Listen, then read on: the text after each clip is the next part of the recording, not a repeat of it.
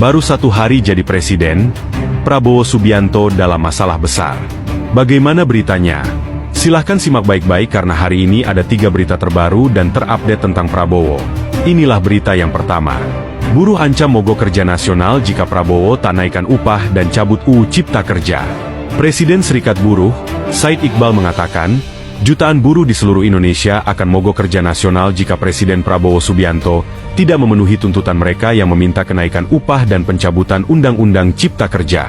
Jika pemerintah tidak mendengar tuntutan maka bisa dipastikan Serikat Buruh sudah merancang untuk melakukan mogok nasional yang tentatif waktunya adalah 11 hingga 12 November 2024, stop produksi, ujar Said Iqbal dalam konferensi pers. Said menegaskan, aksi mogok nasional ini akan diikuti oleh 5 juta buruh dari 15.000 pabrik yang tersebar di 38 provinsi di Indonesia. Kendati demikian, sebelum mogok kerja nasional, ribuan buruh akan lebih dulu melakukan aksi unjuk rasa di depan Istana Kepresidenan pada hari Kamis. Dalam aksi ini, massa akan menyampaikan 2 tuntutan ke Presiden Prabowo Subianto. Pertama, naikkan upah minimum 2025 sebesar Agustus 10%, tanpa peraturan pemerintah nomor 51 tahun 2023. Kedua, cabut Omnibus Law UU Cipta Kerja setidak-tidaknya klaster ketenaga kerjaan dan perlindungan petani. Lanjut Said. Sebelum bergerak menuju istana, massa akan berkumpul di Patung Arjuna Wijaya depan Monas, dan di pintu Irti Monas, seberang Balai Kota Provinsi Jakarta. Said mengatakan, aksi ini diinisiasi oleh sejumlah serikat buruh. Mulai dari Konfederasi Serikat Pekerja Indonesia, Konfederasi Persatuan Buruh Indonesia, Konferensi Serikat Buruh Seluruh Indonesia, dan sejumlah serikat buruh lainnya. Selain aksi 24 Oktober, buruh juga berencana menggelar aksi lanjutan di seluruh Indonesia dalam beberapa bergelombang. Tanggal 24 Oktober ini adalah aksi awalan. Tentu akan dilanjutkan aksi lanjutan secara bergelombang yaitu 25 hingga 31 Oktober. Dan itu pasti ratusan ribu buruh se-Indonesia ikut aksi. Lanjut Said. Dalam aksi lanjutan itu, kata Said, para buruh di 38 provinsi akan berdemonstrasi di depan kantor gubernur, atau kantor bupati dan wali kota masing-masing daerah. Jika pemerintah tidak mendengar dan mengabulkan tuntutan, barulah para buruh akan mogok nasional, dan menghentikan aktivitas produksi di pabrik-pabrik. Itulah berita yang pertama. Sekarang Mimin akan bacakan berita yang kedua. Dudung sebut Prabowo tak miliki one team press, hanya penasihat khusus. Jenderal Dudung Abdurrahman, yang baru dilantik sebagai penasihat khusus Presiden Urusan Pertahanan Nasional dan Ketua Komite Kebijakan Industri Pertahanan, menegaskan bahwa tidak ada Dewan Pertimbangan Presiden, one team press, di era kepemimpinan Prabowo Subianto. Menurut Dudung, Prabowo hanya memiliki penasihat khusus yang berfokus pada bidang masing-masing. Setahu saya inilah penasihatnya. Hanya satu. Tidak ada one team press, ujar Dudung. Dudung menjelaskan bahwa dirinya akan berkoordinasi dengan para penasihat khusus lainnya yang dilantik oleh Prabowo. Ia menekankan bahwa setiap penasihat khusus memiliki keahlian di bidangnya masing-masing. Kan itu kan masing-masing bidangnya. Ada yang bidang masalah kesehatan, ada yang bidang masalah politik, nanti akan kita berkoordinasi, tidak secara masing-masing, jelasnya. Lebih lanjut, Dudung mengungkapkan bahwa ia diberitahu mengenai penunjukannya sebagai penasihat khusus saat mengunjungi kediaman Prabowo di Kertanegara, Jakarta, pekan lalu. Ia juga menyampaikan rasa syukur atas kepercayaan yang diberikan kepadanya. Berikut daftar penasihat khusus Presiden. 1. Wiranto, penasihat khusus Presiden bidang politik dan keamanan. 2. Luhut Binsar Panjaitan, penasihat khusus Presiden bidang digitalisasi dan teknologi pemerintahan. 3. Dudung Abdurrahman, sebagai penasihat khusus Presiden Urusan Pertahanan Nasional, Ketua Komite Kebijakan Industri Pertahanan. 4.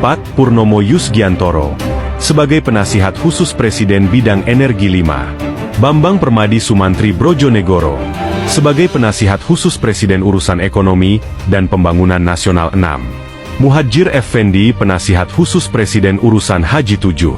Terawan Agus Putranto, sebagai penasihat khusus Presiden bidang kesehatan. Itulah berita yang kedua. Sekarang Mimin akan bacakan berita yang ketiga. Segini gaji Raffi Ahmad Gusmiftah yang jadi utusan khusus Prabowo. Presiden Prabowo Subianto akan melantik sejumlah tokoh ternama sebagai penasihat khusus dan utusan khusus Presiden. Mereka yang diangkat diantaranya selebriti Raffi Ahmad dan Ki Haji Miftah Maulana Habibur Rahman, atau akrab disapa Gus Miftah. Raffi Ahmad dipercaya sebagai utusan khusus Presiden bidang pembinaan generasi muda dan pekerja seni. Sedangkan Gus Miftah utusan khusus Presiden bidang kerukunan beragama dan pembinaan sarana keagamaan. Pengangkatan ini sesuai dengan keputusan Presiden nomor 140 tahun 2024 tentang pengangkatan penasihat khusus Presiden. Keputusan Presiden 76M tahun 2024 tentang pengangkatan utusan khusus Presiden 2024 hingga 2029. Berapa gaji yang dapat diterima Raffi Ahmad hingga Gus Miftah sebagai penasihat dan utusan khusus Presiden? Perlu diketahui, besaran gaji penasihat dan utusan khusus Presiden ini telah tertuang dalam Peraturan Presiden nomor 137 tahun 2024. Aturan ini ditetapkan oleh Presiden Joko Widodo tidak lama sebelum ia lengser dari jabatannya pada 18 Oktober 2024 lalu. Hak keuangan dan fasilitas lainnya bagi penasihat khusus Presiden diberikan setinggi-tingginya setingkat dengan jabatan menteri. Tulis pasal 6 aturan itu. Sementara itu, besaran gaji menteri sudah ditetapkan dalam Peraturan Pemerintah Republik Indonesia Nomor 60 Tahun 2000. Dalam pasal 2 PP tersebut, disebut Menteri Negara mendapatkan gaji pokok sebesar Rp5.040.000 setiap bulan. Selain gaji pokok per bulannya, Menteri Negara juga menerima tunjangan seperti dalam Keputusan Presiden Republik Indonesia Nomor 68 Tahun 2001 Pasal 1 Ayat 2, sebesar Rp13.608.000 setiap bulan. Dengan dua ketetapan tersebut, seorang menteri menerima gaji pokok dan tunjangan jabatan sebesar Rp18.648.000 setiap bulan. Di luar itu, para menteri ini juga berhak tunjangan lain seperti tunjangan anak istri, tunjangan pensiun, hingga fasilitas keuangan berupa dana operasional. Masih belum cukup.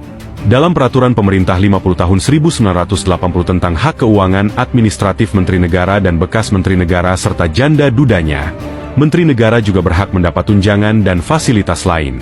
Dalam aturan itu tertulis seorang Menteri Negara berhak mendapatkan fasilitas seperti biaya perjalanan dinas, rumah dan mobil dinas, serta biaya pemeliharaannya. Kemudian para pejabat tinggi ini juga mendapat fasilitas kesehatan berupa pengobatan, perawatan, dan rehabilitasi bila sakit atau mengalami hal-hal yang tidak diinginkan seperti kecelakaan selama menjabat. Artinya penasihat khusus dan utusan khusus Presiden seperti Raffi Ahmad dan Gus Miftah akan menerima pendapatan bulanan hingga Rp18.648.000 per bulan, gaji Rp5.040.000, tukin Rp13.608.000, belum termasuk tunjangan dan fasilitas lain. Namun setelah masa bakti penasihat dan utusan khusus Presiden berakhir, mereka tidak akan mendapat uang pensiun dari pemerintah. Hal ini seperti yang tertulis dalam Pasal 8 Peraturan Presiden Nomor 137 Tahun 2024. Penasihat khusus Presiden apabila berhenti atau telah berakhir masa baktinya tidak diberikan pensiun dan atau pesangon, tulis Pasal 8 aturan itu.